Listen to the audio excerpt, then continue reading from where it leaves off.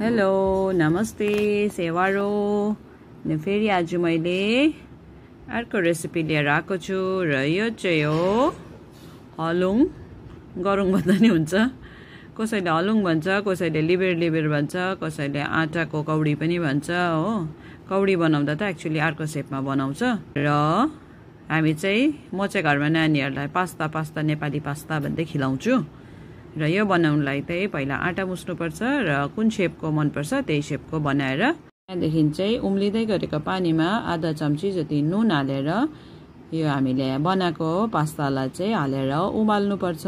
यो पाकेको थाहा गर्नु चाहिँ एकदमै सजिलो छ। जब यो पाक्छ सबै माथि आइहाल्छ। त्यहाँदेखि एउटा स्टेनरमा हालेर चिसो पानीले एक पखालेर साइड राखिदिउँ। त्यहाँदेखि एउटा कराईमा तेल गरम गरे चप प्याज हाले र एक चम्ची ग्रेटेड अदुवा हालेर एकछिन फ्राई गरे र एड गरे क्याप्सिकम र गाजर।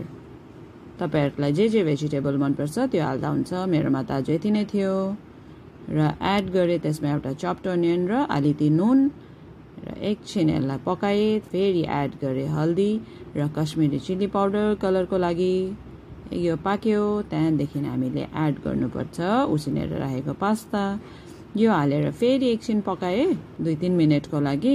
त्यहाँदेखि चाहिँ फाइनली एड गरिदिए यसको मेन मसाला म्यागी मसाला हालेपछि चाहिँ नानीहरूले मन पराउँछ।